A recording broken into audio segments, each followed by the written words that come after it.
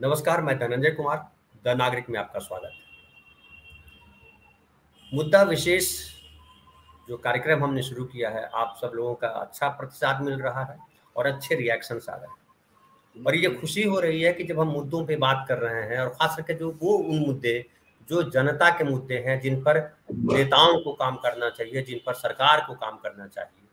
और पिछले कुछ सालों से जब से ये मंदिर मस्जिद हुआ है, तब से मंदिर मस्जिद पे ज़्यादा बात होती है, मुद्दों पर कम बात होती है।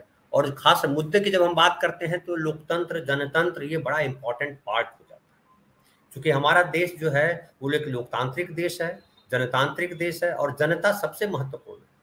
संविधान ने यही कहा है और संविधान ही हमारा ग्रंथ है। लेकिन व्यवहार में हम देखते हैं कि नेता भी अब उस ट्रैक पे चले गए हैं जहाँ पे आम नागरिक भी जाना पसंद नहीं करते। जो आम नागरिक के दिमाग में भी है, ये गड़बड़ है।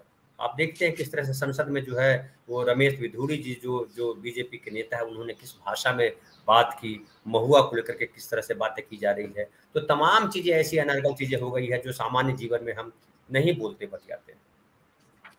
तो ये तो इसी को चेंज करने के लिए या इसी को हटाने के लिए हम मुद्दा विशेष कार्यक्रम लेकर के आए हैं, जिसमें अलग अलग मुद्दों पर हम किसी वरिष्ठ व्यक्ति से बात करेंगे जो जानकार है विषय के। जैसे हम बात कर रहे हैं लगातार 2 दिनों से, आप देख रहे हैं कि हम बात कर रहे हैं प्रोफेसर जगदीश्वर चतुर्वेदी जी से। आप जानते हैं कि चतुर्वेदी जी जो है हेड ऑफ द डिपार्टमेंट रहे हैं हिंदी के, कलकत्ता यूनिवर्सिटी के 75 से ज़्यादा किताबें लिखी है और राजनीति में बड़े गहरे सक्रिय हैं। राजनीति मतलब संसदीय राजनीति में नहीं है, लेकिन राजनीति को लेकर के जो उनका चिंतन है, जो समाज को लेकर के उनका चिंतन है, जो विषयों को लेकर के वो चिंतन है, वो लाजवाब है। और उनका लाभ हमारे दर्शकों को मिले, इसके लिए हमने उनसे निवेदन किया है कि सर आप रेगुलर आइए जब तक आप आ सकें और जब तक लगे कि हमारे दर्शकों को और बेहतर इस पर कैसे करें हम। तो उन्होंने हमें सहमति दी और हम लगातार इसलिए बात कर रहे हैं। तो कल जहां हम थे, हम उससे आगे बढ़ते हैं।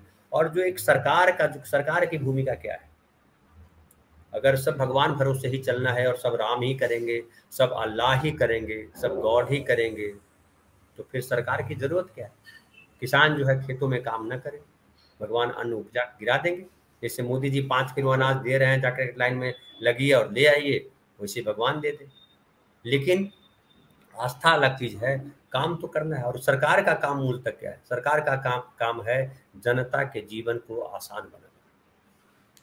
तो आज हम यहाँ से बात आगे बढ़ाते हैं और प्रोफेसर जगदीश्वर चतुर्वेदी से पहले आपको मिलाते हैं।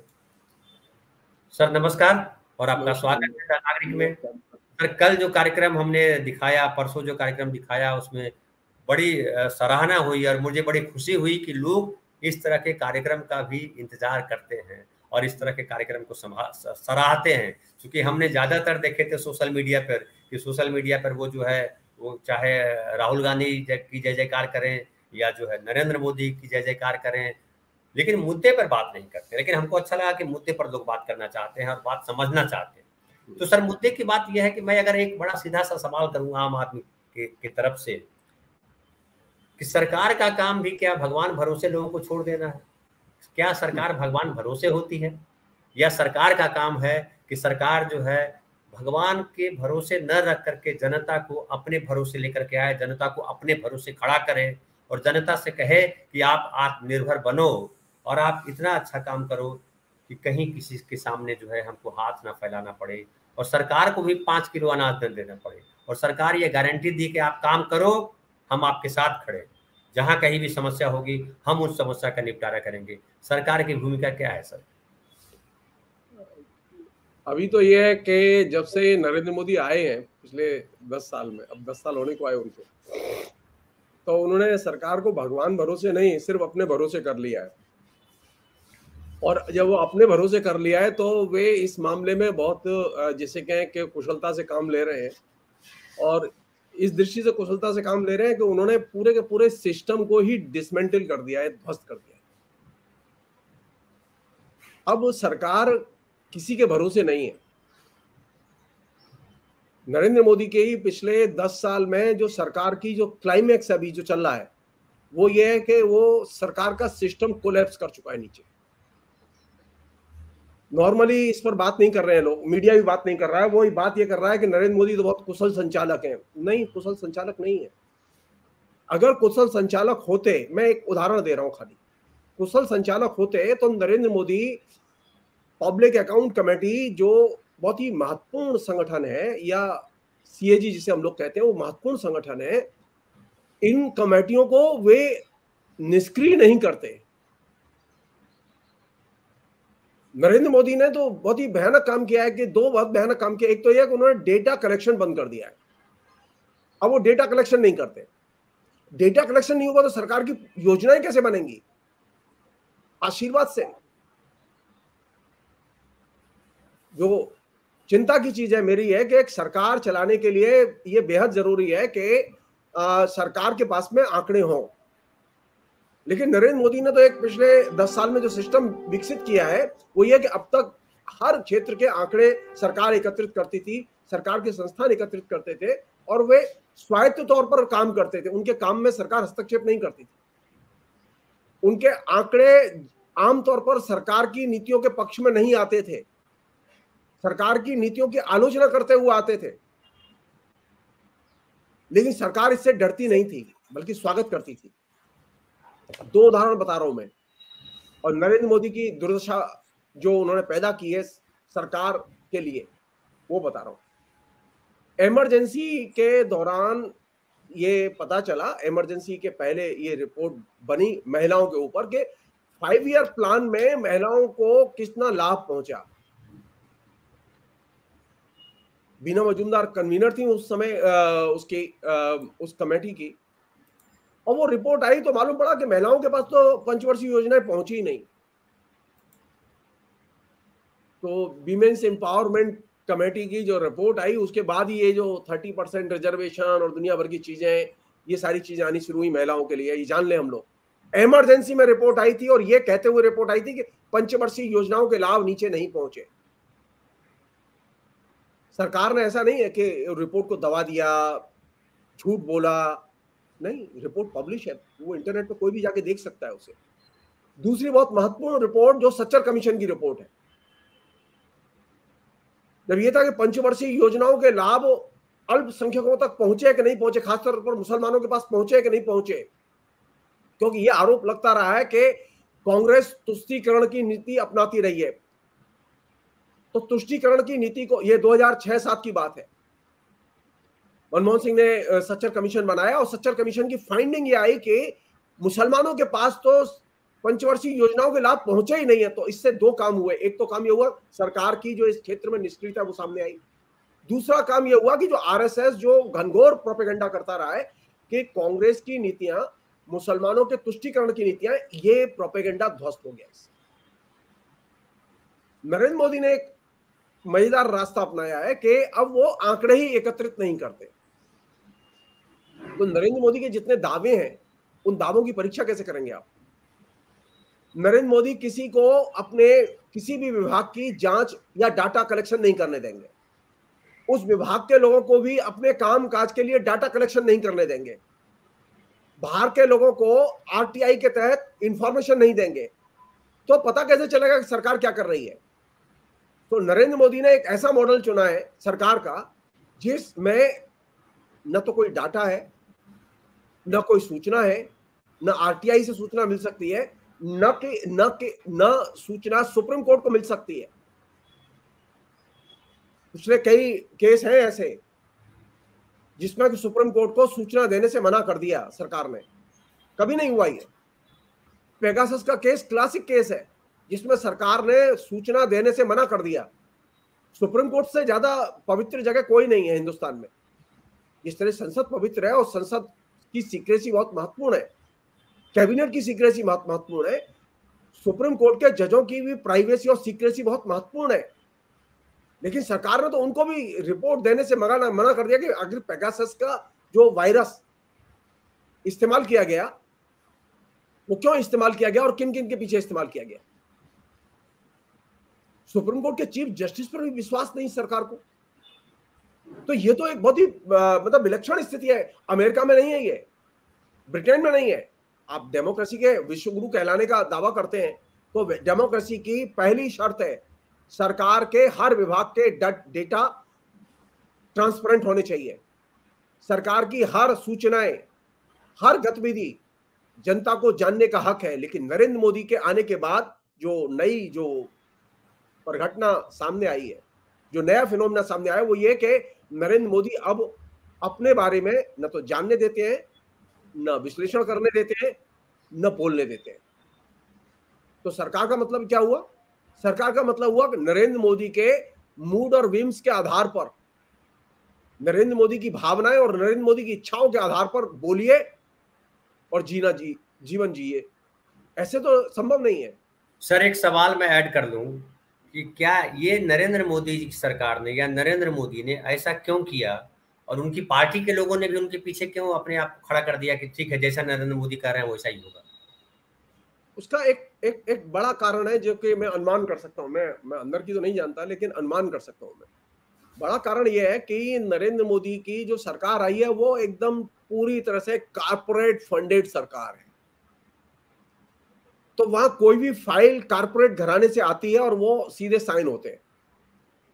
ट्रांसपेरेंसी होगी तो पता चल जाएगा किसने नोट लिखा, किसने फुट नोट लिखा, किसने फाइल का डॉक्यूमेंट्स तैयार किया, सब चीज तैयार हो जाएगी। लेकिन यहां तो स्थिति है कि किसी को मालूम ही नहीं है किसने तैयार किया है। फाइल सीधी तैयार होकर आती है अंबानी के यहां से और अदानी के यहां से, और सीधे साइन होती है। फुटनोट सीधे तैयार होकर जाता है। नहीं, ये मैंने विलक्षण चीज है। ये सरकार को ये बताने में क्या परेशानी है किसने फाइल तैयार की है, क्या डाटा है, क्या प्लस माइनस। एक छोटा सा उदाहरण दे रहा हूं मैं आपको। 2015 में सीएजी की तकरीबन 55 रिपोर्ट आई थी, और अब सिर्फ 11 रिपोर्ट पार्लियामेंट में या 10 रिपोर्ट पार्लियामेंट में पेश की गई हैं। टोटल 14 रिपोर्ट पब्लिश हुई हैं। यानी इकट्ठा विभिन्न मंत्रालयों के कामकाज में सूचनाएं सीएजी को देने में सरकार असफल रही है। 75% मंत्रालयों की सूचनाएं सीएजी को नहीं दी गई हैं। ऑडिटर और कंट्रोलर जनरल को अगर सूचनाएं नहीं दी जाएंगी तो हमें पता कैसे चलेगा कि सरकार की नीतियों में खामी कहां है। बीजेपी के लोगों को इसमें दिलचस्पी नहीं है। क्यों? क्योंकि नीचे से ऊपर तक कमीशन खोरी का एक सिस्टम डेवलप किया गया है। और वो कैसा सिस्टम डेवलप किया है, जो कि एक बहुत ही जो सीएजी की बहुत महत्वपूर्ण रिपोर्ट थी, उस रिपोर्ट में सरकार के कामकाज के तरीके का जो हवाला दिया गया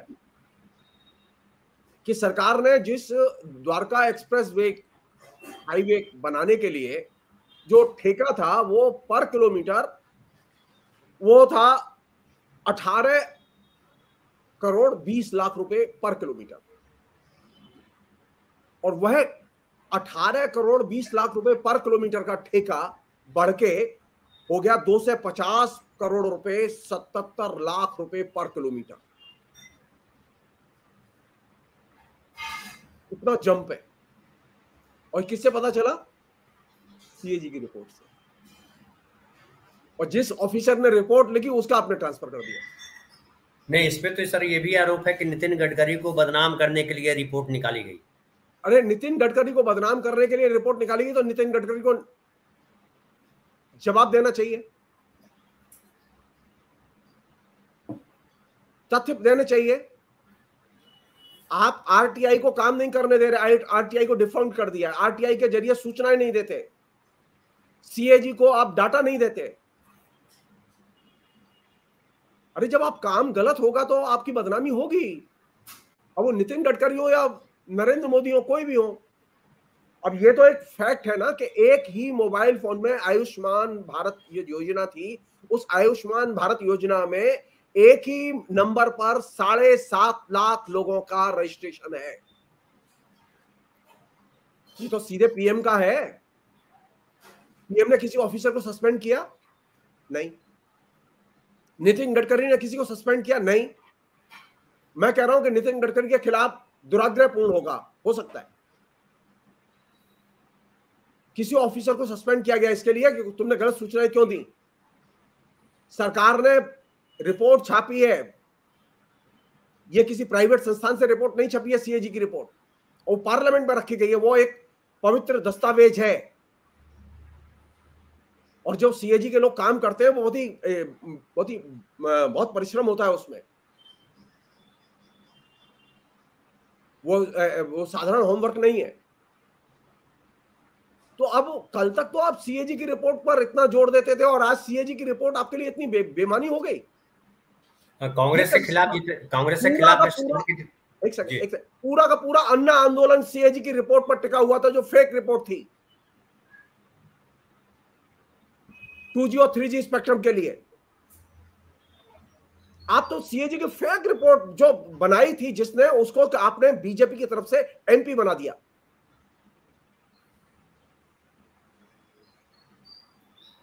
आप रियल रिपोर्ट को भी फेक बना देते हैं और जो आपकी फेक है उसे रियल बना देते हैं। कमाल की क्षमता है आपकी।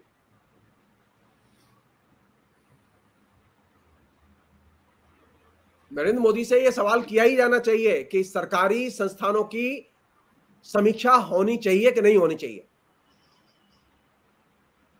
प्रधानमंत्री और उनसे जुड़े हुए जितने भी मंत्रालय हैं, 50, 60, 70 जितने भी मंत्रालय हैं, उन सारे मंत्रालयों की समीक्षा और समीक्षा करके संसद को जानने का हक है कि नहीं है कि इन मंत्रालयों में क्या हो रहा है। नरेंद्र मोदी ने पिछले 10 साल में जो सिस्टम डेवलप किया है, एक साथ 75% मंत्रालयों की समीक्षा का काम बंद हो गया। पता चलता है कौन सी योजना सही थी, कौन सी योजना में क्या खामी थी। सरकार की खामियों को उजागर करने में सीएजी बहुत बड़ी भूमिका अदा करती है और इससे सरकार को अपनी प्लानिंग को और तमाम अपने चोर दरवाजों को बंद करने में मदद मिलती है। नरेंद्र मोदी नहीं चाहते कि चोर दरवाजे बंद हो, असल बात यह है। और चोर दरवाजे जब बंद नहीं होंगे तो किसका फायदा होगा? 2 लोगों का फायदा होगा, जो लोग निस्वार्थी लोग हैं और जो दलाल हैं। तो नरेंद्र मोदी ने एक बड़ा विलक्षण सिस्टम डेवलप किया है अपने प्रशासन में कि ट्रांसपेरेंसी और ईमानदारी को तो उन्होंने विदा कर दिया है और जो इंस्टीट्यूशनल जो रेस्पॉन्सिबिलिटी है विभिन्न मंत्रालयों की सीएजी के प्रति, पीएससी के प्रति, वह जिम्मेदारी खत्म कर दी है। तो सरकार कहां है? सरकार तो अब नरेंद्र मोदी के पॉकेट में, वो अपने कुर्ता के जेब में डाल के सरकार लेके घूमते हैं एरोप्लेन में। सरकार अब काम नहीं करती। आप किसी भी मंत्री का आप इंटरव्यू उठा के देखिए, अभी बिना कैबिनेट मीटिंग से अप्रूव किए 5 साल की डिक्लेरेशन आई है। बताए ना कोई मंत्रालय की मीटिंग हुई है, कैबिनेट की मीटिंग हुई है, इतनी बड़ी योजना जिसमें कि 5 साल आप लोगों को फ्री राशन देंगे, आपने बिना समीक्षा के, जिस मंत्रालय को देना है उसको भी नहीं मालूम, जिस मंत्रालय को पैसे देना है उसको भी नहीं मालूम, सिर्फ प्रधानमंत्री को मालूम है कि वो अब क्या करने जा रहे हैं। ये जो पद्धति है, ये पद्धति तो हिटलर से भी आगे की पद्धति है। हिटलर भी प्लानिंग करता था। तो मजेदार बात यह है कि ये जो हर चीज में जो है ये मन की करना और मनमानी करना, ये शासन की और खासतौर पर इलेक्टेड गवर्नमेंट के शासन की पद्धति का ये रूप नहीं है। हम नागरिक के नाते, और जो अभी जो सबसे बड़ा विपक्ष है जिसमें कि राहुल गांधी मतलब मेन है, उनका जो फोकस है वो इसी बात पर है कि सरकार की हर चीज जो है वो दर्ज होनी चाहिए और ट्रांसपेरेंट होनी चाहिए। सरकार की योजनाओं की खामी और खूबी दोनों को लोग जाने, और वो इस बात को छुपा नहीं रहे। असफलता है वहां वो भी बता रहे हैं, सफलता है उसे भी बता रहे हैं। तो जो चीज करने की है वो क्या है? वो ये है कि अगर मुझे सरकार कैसी चाहिए, मुझे ईमानदार, जवाबदेह और ट्रांसपेरेंट सरकार चाहिए। कांग्रेस ने ये अपने शासन में ये चीज दी थी। मैं सबसे ज्यादा कांग्रेस का क्रिटिक रहा हूं, लेकिन ये चीज कांग्रेस के शासन में थी कि आप अगर जवाब मांगे तो आरटीआई के जरिए आपको जवाब मिलेगा, किसी भी मंत्रालय की आप जानकारी चाहेंगे। अभी तो सामान्य से ये आरटीआई दिया भी कांग्रेस ने ही दिया। आरटीआई जी जी जी, जबकि कांग्रेसियों की मांग नहीं थी आरटीआई की, मांग थी दूसरे लोगों की। उसमें अन्ना भी इंपॉर्टेंट तो कांग्रेस के नहीं, अन्ना की भी नहीं थी। आरटीआई मांग थी दूसरे लोगों की। अरुणा राय सबसे आगे थी। असल बात यह है कि जो लोग कांग्रेस के क्रिटिक थे, उन्होंने जो मांग की वो कांग्रेस ने एक्सेप्ट की। आपकी तो स्थिति है, जो आपका आलोचक है उसे तो आप घर से ही नहीं निकलने देते। मांग तो कब करेगा वो? घर से ही नहीं निकलने देते। एक अन्य चीज है जो कि बहुत ही जरूरी है, वो ये क्यों कर रहे हैं सरकार और सरकार की नीतियां विचारधाराहीन नहीं होती। नरेंद्र मोदी जिस तरह से काम कर रहे हैं और नरेंद्र मोदी जिस तरह से प्रोपेगेट कर रहे हैं और राहुल गांधी जिस तरह से प्रोपेगेट कर रहे हैं, उसमें एक बहुत बड़ा फर्क है।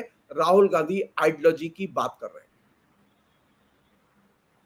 वो आइडियोलॉजी पर जोर दे रहे हैं। नरेंद्र मोदी विचारधाराहीनता पर जोर दे रहे हैं। तुम राशन पर बात करो, राशन के पीछे जो आइडियोलॉजी है उस पर बात मत करो। नहीं, आप जो कुछ खाते हैं, आप जो सांस भी लेते हैं, उसके पीछे भी एक आइडियोलॉजी है। और राहुल गांधी की ये जो अप्रोच है कि हमारा एक प्रोग्राम है और हमारी एक पॉलिटिक्स है और हम ये करना चाहते हैं। विचारधाराहीन होके विकास मूलक कार्य नहीं किए जा सकते। विकास मूलक कार्य अगर विचारधाराहीन होकर किए जाएंगे तो उसका एक परिणाम ये निकलेगा कि आप सामान्य नागरिक पर विश्वास नहीं करेंगे।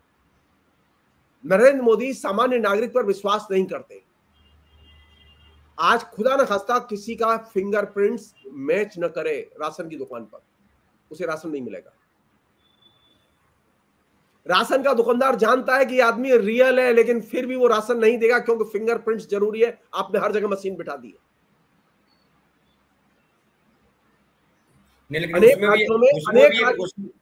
उसमें भी एक चिंता आ गई है सर, उसमें भी चिंता आ गई है कि ये जो आधार कार्ड का फिंगरप्रिंट है, अभी गवर्नमेंट की बोल रही है कि इसको आप लॉक करके रखिए, क्योंकि यहाँ से भी जो है आपके अकाउंट से पैसे निकाले जा सकते हैं, काम हो सकते हैं। वो तो सब जगह से पैसे निकलेंगे, वो भी सुरक्षित नहीं है। वो एक अलग, मैं कह रहा हूँ एक साधारण नागरिक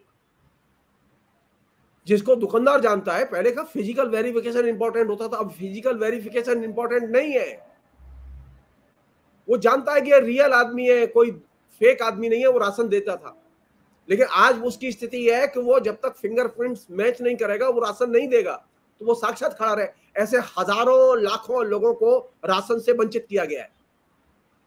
तो नरेंद्र मोदी के लिए कौन सी चीज महत्वपूर्ण है? नागरिक और नागरिक पर विश्वास महत्वपूर्ण नहीं है। नरेंद्र मोदी के लिए डिजिटल और डिजिटल जो फिंगरप्रिंट्स है वो महत्वपूर्ण है, जो कि एकदम गलत है। फिंगरप्रिंट्स के ज्यादा से ज्यादा महत्वपूर्ण है उसकी फिजिकल प्रेजेंस। आदमी सामने साक्षात खड़ा है, वो हो ही सकता है कि वो अपाहिज हो जाए, तो क्या करेगा? राशन नहीं मिलेगा उसे। तो ये जो पूरा का पूरा जो मॉडल है, इस मॉडल में क्या है कि विचारधाराहीनता, और विचारधाराहीनता के पीछे जो पूरी और बहुत सारी चीजें काम कर रही है, जिसमें मैंने एक सामान्य सी चीज का मैंने उदाहरण दिया। उसमें सबसे बड़ी चीज है कि नागरिक पर आपको विश्वास नहीं। एक अन्य चीज जो कि बहुत ही जरूरी है वो ये कि डेमोक्रेसी कोई एक खाली शब्द नहीं है। चुनाव खाली एक शब्द नहीं है। नरेंद्र मोदी ने किया यह है कि लोकतंत्र को खाली एक शब्द की तरह वो इस्तेमाल करते हैं। हमारे यहां सबसे बड़ा लोकतंत्र है। लोकतंत्र के कुछ नियम है, लोकतंत्र के कुछ वैल्यूज हैं, लोकतंत्र के कुछ संस्कार है, संस्कृति है। नरेंद्र मोदी उनमें से किसी भी संस्कार, संस्कृति, नियम किसी को भी मानने के लिए तैयार नहीं। वो खाली लोकतंत्र लोकतंत्र लोकतंत्र बोलते हैं और प्रैक्टिस में लोकतंत्र गायब है।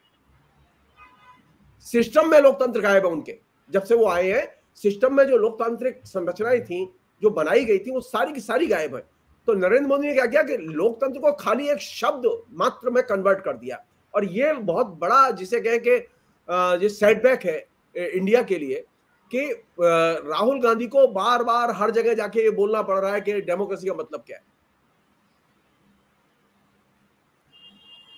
एक अन्य चीज है जिसको कि नरेंद्र मोदी ने विकसित किया है वो ये कि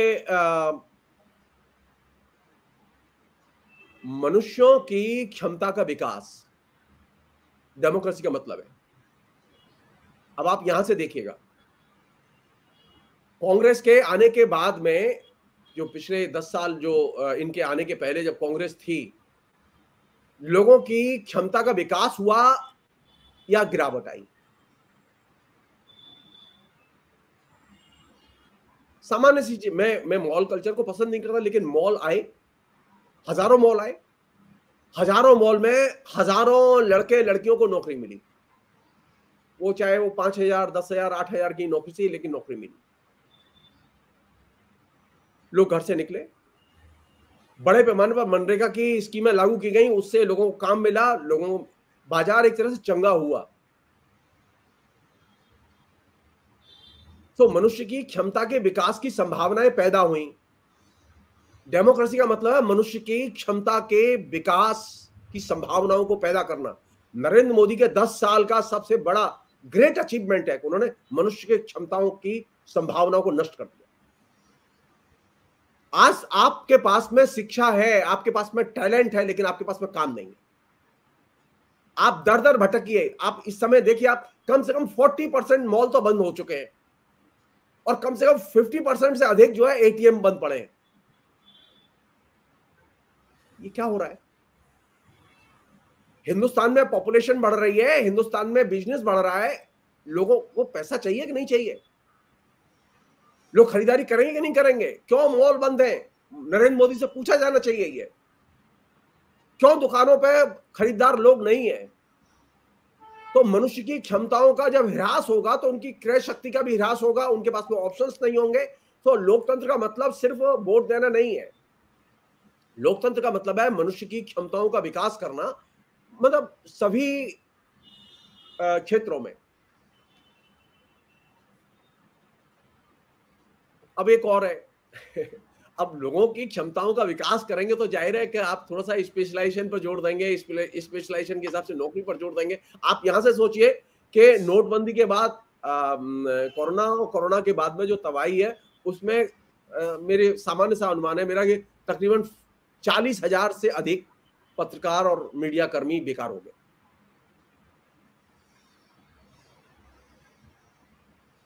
कहां जाएंगे ये लोग? जो बेरोजगार हुए लोग, एजुकेटेड लोग, इंजीनियर और दूसरे तमाम किस्म के जो प्रोफेशन में लोग थे वे जो बेरोजगार हुए, उनकी संख्या 20 करोड़ से ऊपर है। नरेंद्र मोदी ने क्या दिया? मानवीय क्षमताओं के विकास के लिए पकौड़े उत्पादन का दर्शन। वो भी नहीं चल रहा सर, वो भी नहीं चल रहा। कमाल की कैपेसिटी है सोचने की। आप एक जो बीटेक कर चुका है, एमटेक कर चुका है, उससे कह रहे हैं पकौड़े तलो। जो प्रोफेशनल जर्नलिस्ट है उससे कह रहे हैं पकौड़े तलो। क्योंकि जब आप मीडिया को नियंत्रित करेंगे और मीडिया में नियंत्रित करके आप काम कराएंगे और मीडिया पूरी तरह से आपके इशारे पर काम करेगा तो जाहिर है कि पत्रकारों की नौकरियां जाएंगी।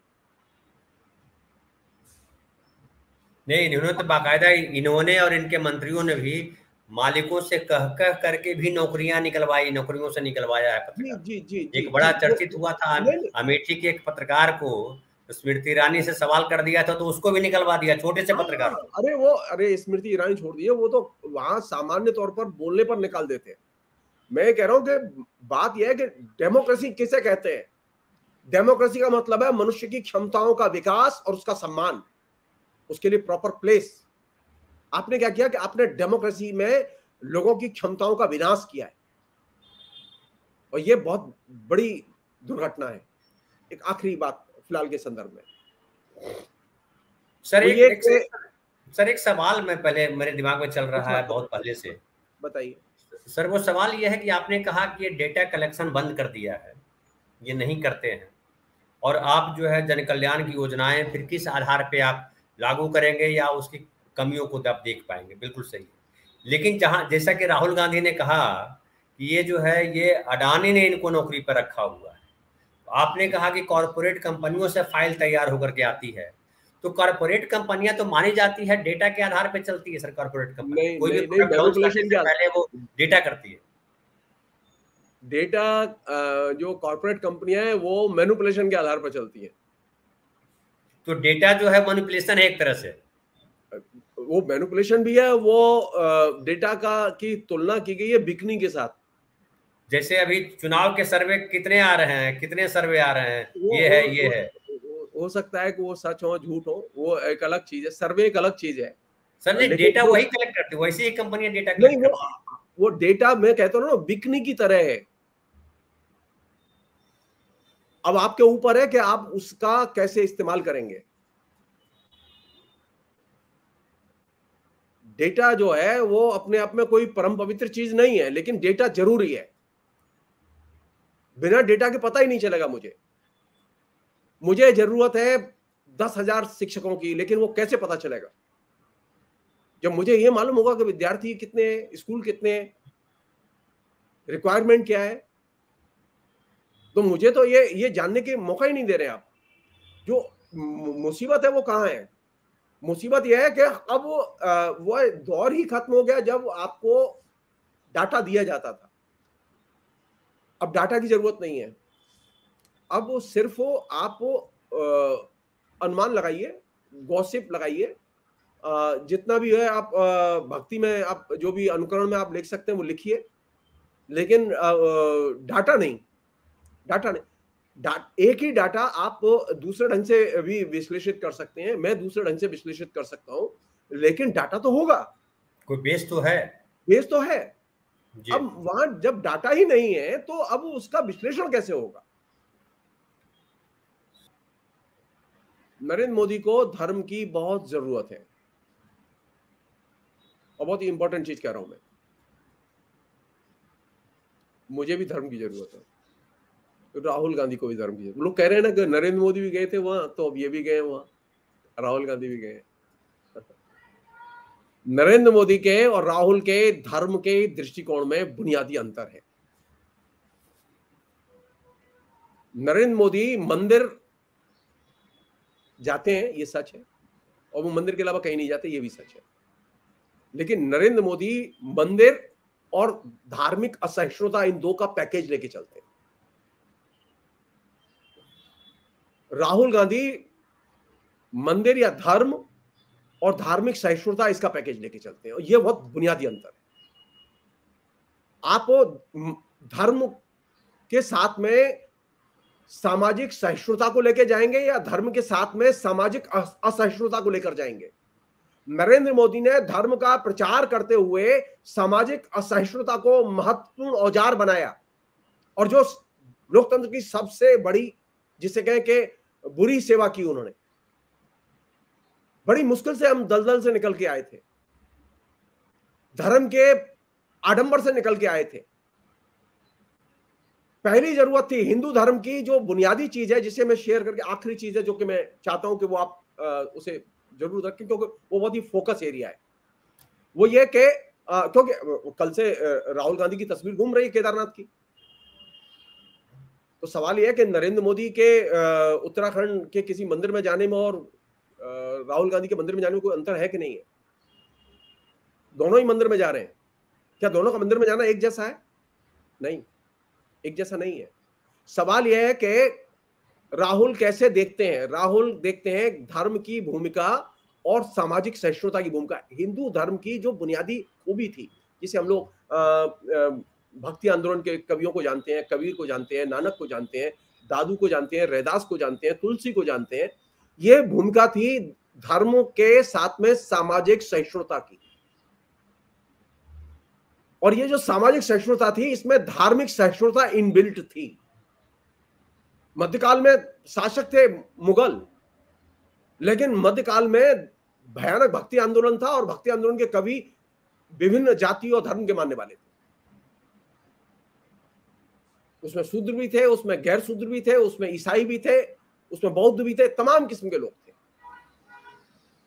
कभी किसी की हत्या नहीं हुई, कभी किसी ने किसी के खिलाफ में नहीं बोला, यहां तक कि कभी किसी राजा ने भी, ना वो हिंदू राजा ने बोला, ना किसी मुस्लिम राजा ने बोला। मुझे नहीं मालूम कि किसी हिंदू राजा ने किसी धर्म के खिलाफ में कुछ बोला हो, मैं नहीं जानता। तो मध्यकाल में जो चीज धार्मिक आंदोलन के, खासतौर पर भक्ति आंदोलन के जरिए जो पैदा हुई थी, वो ये थी कि धर्म रहेगा और सामाजिक सहिष्णुता रहेगी। ये जो पैकेज है, इस पैकेज को राहुल गांधी ने बहुत ही ब्यूटीफुली आर्टिकुलेट किया है। एक अन्य चीज इसी के साथ जुड़ी हुई है, वहां जो ये जो धार्मिक सहिष्णुता थी, सामाजिक सहिष्णुता थी, उसने एक और चीज पैदा की, वो ये थी जिसे हम लोग बहुलतावाद कहते हैं। सामाजिक धार्मिक बहुलतावाद। ये सामाजिक धार्मिक बहुलतावाद बड़े पैमाने पर मध्यकाल में था, भक्ति आंदोलन के दौर में था। ये संभव ही नहीं था। तो ये जो दो बहुत महत्वपूर्ण, नरेंद्र मोदी को बहुलतावाद पसंद नहीं है, राहुल गांधी को बहुलतावाद पसंद है। नरेंद्र मोदी को धार्मिक सहिष्णुता पसंद नहीं है। अनेक बयान है इस तरह के, उनकी पार्टी के नेताओं के बयान है, आरएसएस के नेताओं के बयान है अनेक, जो कि धार्मिक सहिष्णुता के खिलाफ जाते हैं। जरूरत किस बात की है? हमें धर्म भी चाहिए, साथ साथ सामाजिक और धार्मिक और सांस्कृतिक सहिष्णुता भी चाहिए। हमें बहुलतावाद भी चाहिए। हमें सिर्फ हिंदू हिंदू हिंदू नहीं चाहिए। इस समाज में हिंदू ही नहीं, इसमें अनेक धर्म के लोग रहते हैं, अनेक जातियों के लोग रहते हैं, अनेक संस्कारों के लोग रहते हैं, अनेक लोगों की अपनी पर्सनल लाइफ है। आपने क्या किया? सरकार आपकी है, आपने एक खतरनाक काम किया है। मैं सिर्फ संकेत देके छोड़ रहा हूं। अभी रिसेंटली असम की सरकार ने जो ऑर्डर जारी किया है, कोई भी व्यक्ति दूसरी शादी करने के पहले वो सरकार से परमिशन लेगा। वो कमाल है। ये कॉन्स्टिट्यूशनल राइट है कि आदमी दूसरी शादी करे, तीसरी शादी करे, इसमें सरकार का क्या लेना देना? आपने क्या किया? कल तक जिस दलदल से हम निकल के आए थे, इस समाज को लेके आए थे, अब उसी दलदल में ले जाना चाहते हैं, बहाने कर करके। अब कह रहे कि नहीं, वो 1956 में, 1957 में, 1958 में कभी कोई सर्कुलर था, रूल्स था, उसको हम लागू कर रहे हैं। अरे तो फिर कहोगे मनुस्मृति में लिखा था, हम उसे लागू कर रहे हैं। ये कौन सा तरीका हुआ? कॉन्स्टिट्यूशनल राइट्स, सामाजिक सहिष्णुता और बहुलतावाद, इनको हम अगर छोड़ देंगे तो बहुत खतरे होंगे। राहुल गांधी का जो ट्रैक है वो ये कि धार्मिक सहिष्णुता और सामाजिक सहिष्णुता वो धर्म के साथ रह सकती है, वो लोकतंत्र के साथ रह सकती है। नरेंद्र मोदी ने यह किया है कि लोकतंत्र के साथ में सिर्फ हिंदू धर्म रह सकता है, और हिंदू धर्म भी वह नहीं जो कबीर, दादू, नानक इन लोगों ने तैयार किया था। वह भक्ति आंदोलन का हिंदू धर्म नहीं, वह हिंदू धर्म नहीं जिसकी वकालत विवेकानंद कर रहे थे, वह हिंदू धर्म नहीं जिसके के बारे में मदन मोहन मालवीय बोलते थे और लिखते थे, बल्कि इन्हें वह हिंदू धर्म चाहिए जिसके बारे में गोलवरकर बोलते थे, जिसका कोई संबंध हिंदू धर्म की किसी भी परंपरा से नहीं है। और यह सबसे खतरनाक जगह है। इसने क्या किया है कि सारी की सारी लड़ाई एक ऐसी जगह ले जाके पहुंचा दी है कि अब आपके सामने समस्या यह है कि आप अपनी परंपराओं की भी रक्षा करें, अपने धर्म की भी रक्षा करें, और अपने जो है सामाजिक ताने वाने की भी रक्षा करें। सिर्फ और रोटी रोजी की समस्या नहीं है। लोकतंत्र की जो बुनियादी चीज है, मनुष्य के अस्तित्व की रक्षा का प्रश्न जी। तो अब जब हम कहते हैं ना फासिज्म है सामने, डिक्टेटरशिप है सामने, तो उसका मतलब ये होता है लोकतंत्र में जो व्यक्ति के अस्तित्व का सवाल है वो अब खतरे में है। नरेंद्र मोदी ने बाई ऑर्डर जो पॉलिसीगत उन्होंने निर्णय लिए, उसके जरिए उन्होंने प्रत्येक नागरिक के जीवन के अस्तित्व पर क्वेश्चन मार्क लगा दिया है। और अब ऑफिशियली अगर नरेंद्र मोदी की मान ली जाए और 80 करोड़ लोगों को या 50 करोड़ लोगों को राशन बंद कर दिया जाए तो वो तो मर जाएंगे। कहां पहुंचा दिया आपने? लोकतंत्र का मतलब है मनुष्य के अस्तित्व की रक्षा, उसकी क्षमताओं के विकास का प्रश्न। नरेंद्र मोदी के पास में इसका कोई उत्तर नहीं है। यही वह जगह है जहां पर राहुल गांधी इनको भारी पड़ रहे हैं, क्योंकि वह इन दो जगह वो बार बार नॉक कर रहे हैं, बार बार वो प्रश्न उठा रहे हैं। और ये जो चीज है ये डेमोक्रेसी को और ज्यादा इनरिच करेगी, क्योंकि डेमोक्रेसी बिना इस एरिया को खोले मनुष्य की क्षमताओं के विकास और अस्तित्व के प्रश्न, नरेंद्र मोदी के लिए अस्तित्व का प्रश्न महत्वपूर्ण नहीं है, नरेंद्र मोदी के लिए सिर्फ राशन महत्वपूर्ण है। और ये बुनियादी अंतर है नरेंद्र मोदी और राहुल गांधी के अंदर जी। इसलिए डेमोक्रेसी बचेगी तब जब मनुष्य का अस्तित्व बचेगा। यहाँ तो मनुष्य का अस्तित्व दांव पर लगा हुआ है। बहुत बहुत धन्यवाद सर।